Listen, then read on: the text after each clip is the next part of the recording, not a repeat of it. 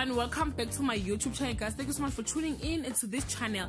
To all my subscribers, thank you so much, guys. And if you haven't subscribed yet, please don't hesitate to press the subscribe button and the notification bell so that you don't miss any of my uploads. I'm here to update you guys of what is going to happen on Imbewu City from the 23rd to the 27th of March 2020. Monday, Nkululeko tells Zithulele he has to help him find Mandlovu. Ngolosi tells Phakade what they have to do.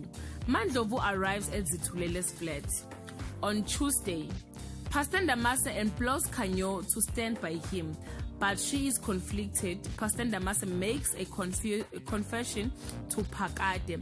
How will Phakade take this? On Wednesday, Nkuleko's mother Thokozile arrives unexpectedly at the hospital. Pastor Ndamase continues to disappoint Khanyo. On Thursday, Zetu discovered that Phunyuka knows she's pregnant. A clash between Mazulu and Thokozile brews at a hospital. Friday, he wants her to come home so that he can take care of her, but Zetu is committed to Nkululeko and wants her father to make peace with him.